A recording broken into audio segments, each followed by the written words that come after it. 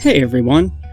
I know you might find it strange that there's a video from my channel in your sub box, since this isn't part of my normal upload schedule, but I felt that to some extent this topic is time sensitive, since it is largely a response to a piece of content created by somebody else recently. The piece of content I'm referring to is the video titled Magus Rants, YouTube Gaming Community Kind of Sucks by Magus X1.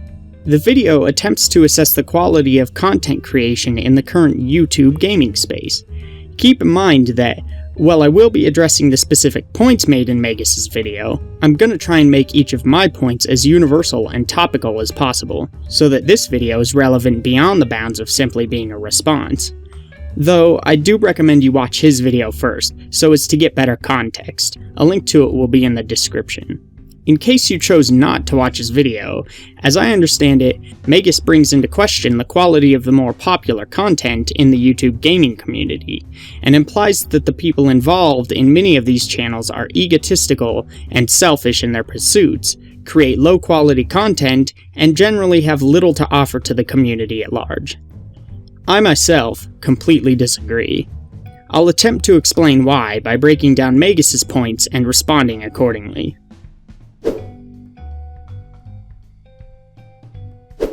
I will of course concede that many forms of Let's Plays tend to be the lowest common denominator sort of entertainment. They aren't meant to be informative most of the time, they're not always well edited, they don't offer much in terms of substance that transcends the channel itself. Let's Play content is often its own little bubble, where the content only matters in the context of the person making it and the channel it's on. Markiplier's jokes are his jokes. They're not something you can easily make funny outside of the context of the video they appear in, nor outside of the persona that delivers them. The content is the person playing the game. By and large, Let's Plays are simple content created to fulfill a singular need, to kill time and enjoy doing it. However, what Magus fails to understand is that this is the most popular form of gaming entertainment on YouTube because it's the easiest to digest. Let's Play content is like a summer blockbuster action movie. Most of the time we understand it's just dumb fun made to meet the primal need to relax and shut ourselves down. Not every movie can be a Sunset Limited, and only 1 out of every 100 Sunset Limiteds will reach the popularity of a Transformers. Not every game can be a Gone Home or a Dark Souls, and games like Call of Duty will always outsell them. Not every musician can be a Joe Satriani, and your Katy Perrys will always outshine them. But not everything has to be a Sunset Limited or a Gone Home or a Joe Satriani. Not everything should be. The type of content created by people like Markiplier and PewDiePie is popular because it's something that can be universally consumed and enjoyed. I fully understand that the attempts at discussing intellectual topics like game design theory and such that I enjoy making videos about will likely never even reach close to the levels of popularity that channels like Markiplier enjoy. But that's not a product of a dying community, but rather the natural order of things. People simply gravitate toward content that's easier to understand and easier to consume. Not everyone can stomach their entertainment forcing them to reflect or think about difficult topics, and not everyone wants to be bombarded by information when they're just trying to relax. The first thing I would ask, if faced with this as a point of contention while dealing with the quality of content, is what actually constitutes bad humor, or as Magus puts it, a lot of channels that are just really bad. There is of course a way to gauge certain qualities in any product objectively. I've gone over this on my channel before, explaining that there are certain qualities inherent in everything that can either work or not work. To further reiterate the tired example I always use, if you make a game that requires precise control, an unstable and low frame rate objectively hurts your game because it limits the amount of control the player has. The reason the unstable frame rate objectively hurts the game in question is specifically because the game is designed to require precise control. But there's an important aspect to this idea which Magus completely misses. What this comes down to is content catering to specific demographics, and this goes back to some extent to the previous point I made, in that the different content is for different purposes, but it's also for different people. I myself don't watch PewDiePie, and have only watched Markiplier on rare occasion. Their form of content doesn't appeal much to me as a whole. The only PewDiePie series I've ever watched was his Dark Souls playthrough. But I enjoyed it regardless of not really getting into PewDiePie's core content style. This is because the act of playing Dark Souls created a new angle on its content that I could find appealing. And I'm sure it was the opposite for some of his hardcore fans, in that they didn't find Dark Souls remotely interesting. I'm sure that some people who normally watch all of his content skipped those videos simply because the game didn't interest them. The only content I've really watched from Markiplier? His Five Nights at Freddy's Let's Plays. I personally really find the game design for that series incredibly interesting to dissect, and his Let's Plays provide an easy way to enjoy watching somebody candidly and honestly react to said game design choices. His editing allows me to skip all of the exhausting retries and all of the superfluous information and focus specifically on the reactions that were the most interesting and funny. But also, whether on accident or on purpose, it focuses in on the reactions that are the most informative as well. The point is, different content is good for different things, and for different people. Let's Plays aren't trying to be informative all the time, so why judge it as if they are? Magus also briefly mentions Pro Jared, I believe implying that comedic review channels like his, Peanut Butter Gamer, Space Hamster, etc. are also problematic because they don't necessarily cater to his tastes, instead relying on a specific style of comedy that I guess he's not into.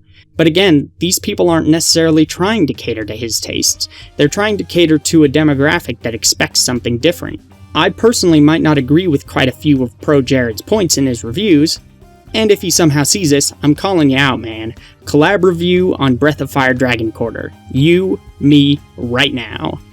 But I still see the merits to Pro Jared's content, and very much enjoy his comedic style.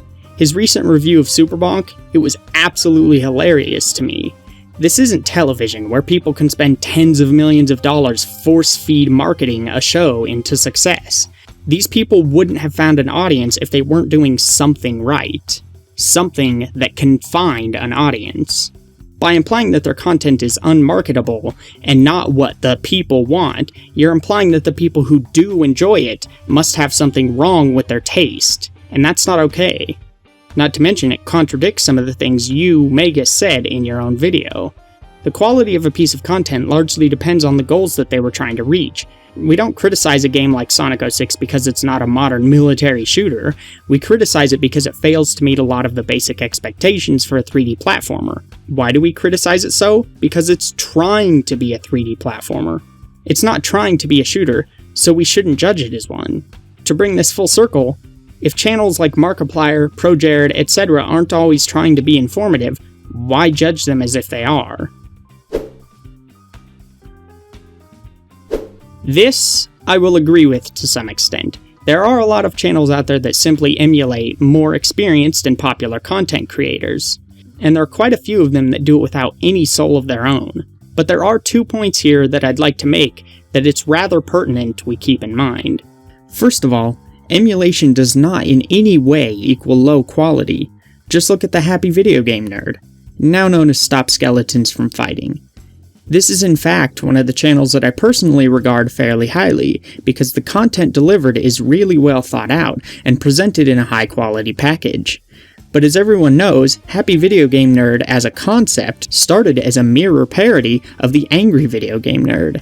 It was by and large nothing more than an emulation of a more successful and experienced channel, in concept at least. Which brings me to my next point. Emulation is how most everyone starts, and that's how we all grow, by emulating what works. Very few things are new from the start. I started as a manga-style artist by emulating the art style found in Azumanga Daioh. I started my writing by emulating things like Harry Potter. I started this very channel by to some extent emulating the style of channels like Satchbags Goods, Super Bunny Hop, Errant Signal, etc. Avenged Sevenfold started by emulating bands like Metallica, and bands like Metallica started by emulating bands like Black Sabbath, who emulated blues artists. It goes on and on. There's nothing wrong with emulation if it's done well, and very few people stay stagnant in that emulation. Most eventually grow into their own thing that itself is likely to be emulated later down the line if it's good enough. Happy Video Game Nerd is hardly recognizable as an AVGN clone now, and even his new channel name was intended to reflect how much he's grown. I would contest that all of these specific channels Magus is criticizing are very much their own things by this point. They all have very unique qualities that set themselves apart, and the smaller, greener channels that emulate them will either die off because they're not creative enough to go their own way, or they'll eventually grow into something they can call their own. I'll quickly get one single fact out of the way. It's true that not everyone is suited to freeform content creation. Not everyone is willing to put in the hard work and dedication it requires to quote-unquote do YouTube well. The key word there is well. It's no different than the fact that not everyone is suited to be a blues guitarist. But everyone is allowed to try for as long as they want. It's not fair or logical to judge someone's entire future based on the content they're making at the moment. In the context of YouTube gaming videos, anyone can grow into any form of content they want. There's nothing stopping them other than negative attitudes from people who judge them as absolutely not worthy and not skilled enough. That sort of attitude actually prevents growth, creates more clones than we would otherwise have, and incentivizes stagnation. It stifles the dreams of people who are still working on their craft. It's no different than an elementary school teacher telling you that you're doomed to work at McDonald's all your life because you're having trouble in your 3rd grade reading class. It makes no sense. I'll be the first to admit that we can't all be skilled at everything. I know I sound kind of awkward in the way that I read my scripts. I know that, and I'm trying to improve. But for my channel, I prefer scripting my videos even if it means delivery is weaker, because having my thoughts well laid out is much more important to the type of content I'm trying to make. One of my other favorite channels is GameSack, where they also full well know that they sound awkward and scripted. Hell, they've basically made it a staple of their content, and now people go to them because they're so cheesy, awkward, and silly. It gives them a unique flair. I wouldn't have it any other way, and I'm sure they wouldn't either. Now, not everyone has to embrace their flaws and turn them into successes. I'm personally trying to change how I read my scripts in an attempt to sound more enthusiastic, because I really am passionate about the things I'm talking about, and I want that to come across. But sounding scripted is a minor flaw if it means your actual verbal content is closer to the quality you're looking for. I'm sorry, but no. Just no. This specific point is where the hypocrisies in Magus's criticism start to show. He goes on to talk about how the issue with YouTube's gaming community is that there's no quality control. The idea that quality control is required to run a tighter ship works in many situations, but it definitely doesn't work here. YouTube's gaming community is only as rich and vibrant as it is precisely because it's open to everyone. There's content for everyone. I find the idea of policing YouTube's gaming content funny, because it implies that some singular power gets to decide what is and isn't worth being posted and watched. It stakes the claim that only your content and those you deem worthy are worthy, specifically based off of your own preconceived ideas and biases. The only question I would ask Magus is, how would you feel if the policing went the other way? How would you feel if unscripted and unedited rants like yours weren't considered good enough to be popular, or even allowed to be posted? What if you couldn't get your voice or your passion out there because others dictated that it wasn't what they were looking for? The rhetorical nature of such questions reveal how obviously illogical it is to imply that YouTube needs policing based on the entertainment value of the content in question. The only policing YouTube needs is to ensure that illegal content, or content against the terms of service, doesn't flood the market. I agree with what you mention in some of your follow-up videos about how the community needs to do a better job of helping out growing channels that are doing something unique or interesting, and some people are really making an effort to do that. That One Video Gamer highlights submissions that they enjoy on their website. Game Grumps showcases and pays animators to do the Game Grumps animations you see in their channel, precisely because they know how hard it is to succeed as an animator on YouTube. And there are plenty of channels that are informative and educational. So you want me to prove that there are more channels that have something to say and are informative than ever before? You want me to plug channels and help grow the community like you've said in your later videos? Name drop time. All Your History, Beta 64, Did You Know Gaming, Errant Signal, Extra Credits, Game Dave, Game Sack, Gaming Historian, Ganon 23000, Inside Sim Racing, Kite Tales, Lazy Game Reviews, Matt Lees, Max Barnyard, Me, You, and Me Too, Mr. B-Tongue, NES Complex, Paul Soros Jr., PBS Game Show, Rated S Games, Really Freaking Clever, Re-Rez, Satchbags Goods, SNESman 16, Some Call Me Johnny, Stop Skeletons from Fighting, Sunder, Super Bunny Hop, Super Smash Academy, Ego Raptors Sequelitis Series, The Game Theorists, The AJG Show, The Game Direct, The National Dex, Total Biscuit, Vati Vidya. And that's just naming the ones that I know of that have an emphasis on being at least as informative as someone like Happy Console Gamer, since that could be considered to some extent a yardstick measure for what Magus goes by. That's not even including the tons of others who have something to say, but might not quite match Magus's criteria for an informative show. We still do get informative content. There are more channels that like to explore and explain more subjects than ever before. The idea that we're lacking in educational, philosophical, or exploratory gaming content is a fallacy. It's really that simple. Links to all the channels listed here are in the description, by the way. This is more of a personal point rather than one that relates to everyone, but I'd just like to make it clear that you praised Benzo8686 earlier in the video, which I have been subscribed to him for years and agree that it's a quality channel.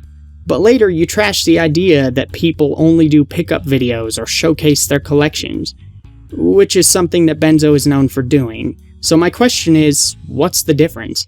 Why are these other channels somehow lesser than his? This is yet another hypocritical point made in Magus's video, about how he believes people place a little bit too much emphasis on polished editing, graphic design, and basically the aesthetics surrounding the content being created. To this, I would say there's nothing wrong with being passionate about the quality of your content presentation. Most people would agree that it's easier to digest content when it's presented in a smooth, high-quality, visually interesting style. Editing out mistakes and dead time is important to channels looking to be concise, as is proper formatting and the like if you want a professional look. I'm not knocking the style of your videos, Magus, because I watch many channels that primarily consist of someone talking in front of a camera and nothing more. But generally, the market has shown that it wants more than that. They expect higher production values. It's really that simple, and what the market chooses kind of goes. And by the same token, many content creators specialize in video editing or graphic design, and like to use those skills to their fullest extent. That's part of what they're passionate about. What you call fancy editing, that is supposedly used to manipulate people and mask deficiencies in the rest of their content, they would call that themselves doing what they do best, and wrapping what they have to say in a nice package because they enjoy doing so. I use my own art in my title cards, not to mask problems with the rest of my content. I don't even do it because the manga art style is popular. I do it because it's what I'm good at, and I know it'll improve my content's aesthetic. What's wrong with that? The other idea in this part of Magus's video is that these people use these tactics specifically to bring in viewers, to which I would say, so what? Whether some of us like it or not, YouTube is a business now. You can make a living creating videos on YouTube. Not everybody has to want to, but some people do. So marketing yourself is important if you want to make a living here. The whole point of uploading a video is to share it with as many people as possible who find it interesting, right? So if you can do little things like have smooth edits, have good audio quality, or great graphic design to help give your content a nice first impression for the prospective viewers, why wouldn't you? Why would that be wrong? I understand that your point is that these people get egos when their channels grow, and you're upset that the channels who have little in the way of informative substance can grow big simply through skilled editing.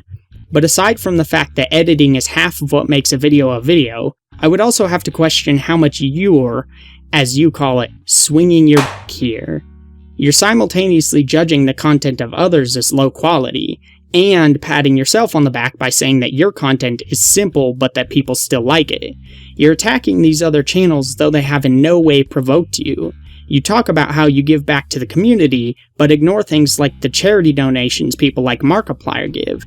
You talk about how much you care about the people who watch your videos, but act like people like Markiplier don't care. Even though he's known for being incredibly polite and engaging with fans, he visits cons specifically to meet these fans. He's made videos where he's broken down in tears thanking everybody for the life they've given him, even though he's done nothing but play stupid games. Again, I can't really help but ask who's really swinging their dick here. Is it the unprovoked channels that are just doing what they love and hoping others love it too? Or is it the one attacking them and complaining that they're not worthy of the success they have? Something to reflect on, I suppose. This video has already gone long, so I'll keep this short. I'm of the opinion that YouTube's gaming community is less iterative and more vibrant and diverse than it's ever been. Yes, there are channels that exclusively emulate, and there are channels that do very little work but expect and even get large rewards for it, but that's really an inevitability. It's also the exception rather than the rule. We all need to understand that the beauty of this system is that it allows nearly any form of content creation we can imagine to become successful. Any content can find an audience. The vast majority of the time, these people do work a lot harder than we might believe, and it's not for us to judge those that enjoy consuming their content. I personally would rather be part of the YouTube gaming community at large any day than to be suffocated and held back by this rather ludicrous idea that only certain types of content is worthy of existence. I stand tall, hoping against all logic that one day my content can join the popularity ranks of those like The Completionist, Angry Joe, or even maybe PewDiePie, based purely on what I have to offer. I prefer that we continue to grow, even if the direction we grow in doesn't always benefit us in every way. I stand with channels like Markiplier, or Vanoss Gaming, or Game Grumps, just like I stand with channels like Heavy Metal Gamer, Retro Liberty, and Stop Skeletons from Fighting. I stand in support of the YouTube gaming community at large, and I am in no way ashamed of that. Magus, you mentioned that YouTube isn't about swinging your dick. It's about doing what you love to do, right? Why can't we just let these people emulate the things they love to watch, grow from it, and do what they love to do? Agree or disagree, sound off in the comments below. I'm interested to hear what everyone thinks about this subject. Have a great week, everyone.